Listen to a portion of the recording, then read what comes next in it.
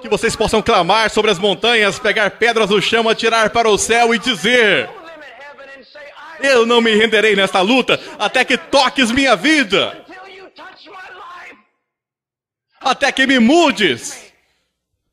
Até que haja algo de Deus em mim.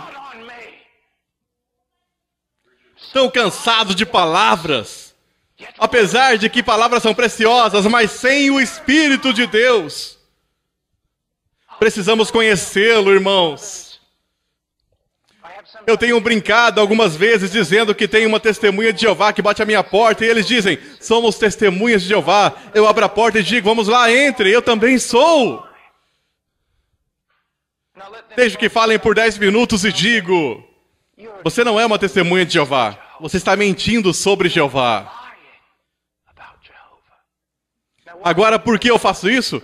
Porque escutei um homem muitos anos atrás que disse: eu não permitirei que uma seita roube meu nome de mim. Minha herança de mim. Agora, eu também não permitirei que pregadores de TV e evangelistas, muitos deles hereges, e movimentos roubem o Espírito Santo de mim. Eu não terei medo dele. Eu não negarei minha herança ou meu manto como homem de Deus. Porque outras pessoas falam falsamente sobre o Espírito de Deus e seu poder sobre suas vidas. Não irei. Eu tenho um livro aqui. E dentro deste livro existe o livro de Atos. E eu vejo neste livro obras poderosas de Deus. Não são atos dos homens, mas atos de Deus através dos homens. E eu vejo coisas que aparentemente Cristo viu que seus homens precisavam. Você percebe que eles viram ele ressurreto e mesmo assim alguns ainda duvidavam. Eles continuavam com medo, mas somente até o poderoso vento do Espírito de Deus soprar através deles. Ser derramado neles. Há tanta briga hoje sobre o texto que perdemos inteiramente o propósito do texto. Sim, nós devemos olhar para ele corretamente para defendermos a nós e o nosso rebanho daqueles que o interpretam erradamente. Mas ao mesmo tempo não erre o alvo. Eles precisavam de poder das alturas. Eles tinham visto ele morrer. Eles tinham visto ele ressurreto. Mas somente quando o Espírito de Deus foi derramado, jubiloso, na forma do Novo Testamento, uma nova aliança, que eles foram capazes de se levantar e suportar, testemunhar esta palavra e Cristo.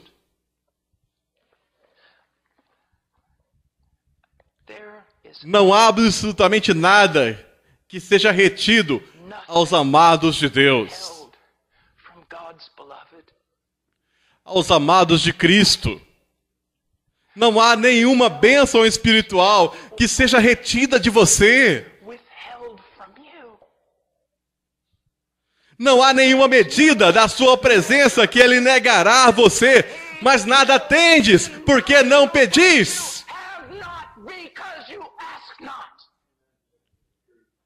Oh, amados, que banquete, que cornucópia, que mar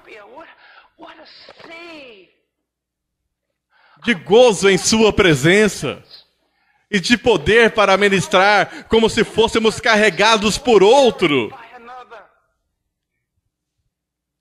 E seja muito, muito cuidadoso. Embora eu acredite que estou dizendo algo que você precisa, alguns de vocês estão tão aborrecidos que vão sair dizendo, quando deixar esse prédio: bem, ele nem mesmo abriu a Bíblia até os primeiros 15 minutos. Você não consegue ouvir que Deus está falando? Coisas bíblicas estão sendo ditas a você neste momento. Eu não sou um grande teólogo sistemático, eu conheço as minhas limitações. Eu não sou um intelectual, eu não participo de seminários e aprecio tanto os homens que o fazem. Se não fosse por eles, eu não sei qual a direção a minha vida teria tomado.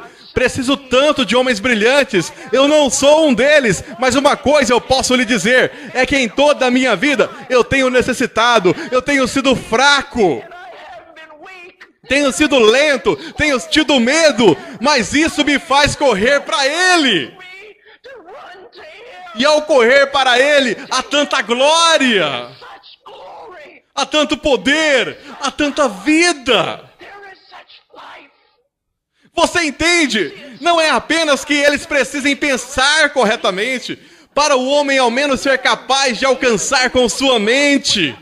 Precisa pensar como Ezequiel, poderão reviver estes ossos secos. Você entende? Nós precisamos ser sábios, precisamos ser profetas. Não devemos ser empresários e administradores.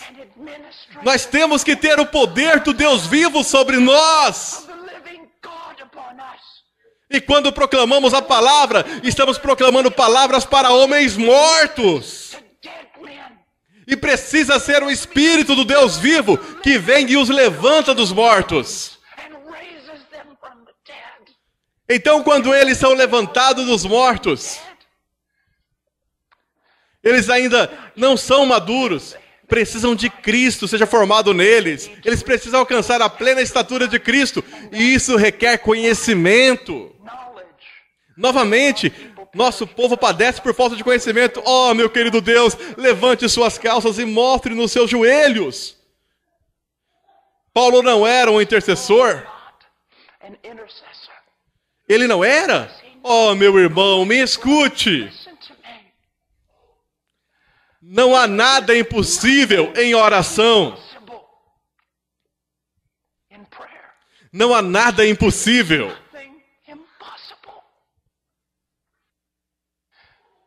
Tantos crentes com pecados que os afligem em suas vidas, e eles pensam literalmente que assim sempre deve ser. São conformados com a escravidão. Ao invés de se colocarem de joelhos e clamarem a Deus até que sejam libertados desse pecado. Pastores, nós pregamos, mas onde está a demonstração de poder? Sim, homens são transformados através da pregação, mas você alguma vez viu homens transformados através da sua vida de oração? Você alguma vez já silenciosamente escolheu alguns homens nos quais você iria focar sua vida de oração? Dobrou os joelhos e lutou, e batalhou, até que Cristo fosse formado neles. E você viu uma maturidade, um brilho e uma vida totalmente inexplicáveis, a não ser pelo poder do Deus vivo.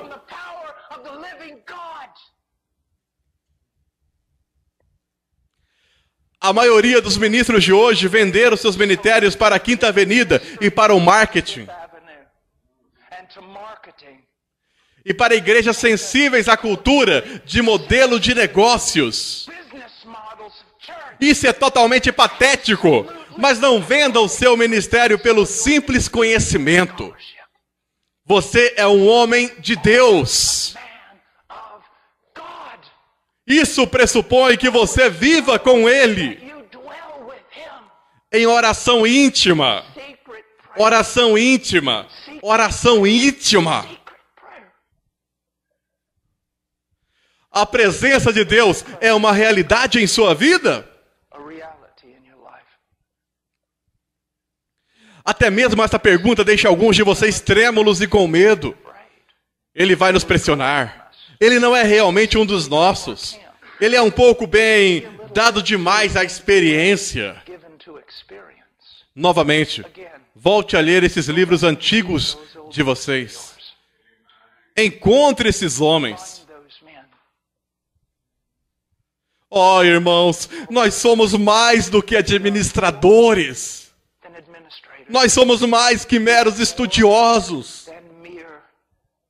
Nós somos homens que habitam na presença do Altíssimo. Toda luta na sua vida, todo quebrantamento no seu corpo tem um propósito. é colocar você de joelhos. you to your knees. Todo conflito, toda batalha. Hoje não há uma batalha sendo travada nesse púlpito. Fought in this pulpit. Ela foi travada esta manhã, às 5 horas da manhã. 5 o'clock. Não é travada aqui. Fought here. É travada em oração. Fought in prayer. É vencida em oração. Prayer. Isso é feito em oração. In prayer. Isso é feito em oração. Quero que você veja por um momento, vamos Let's just comigo até go Lucas with me to Luke 18. 18.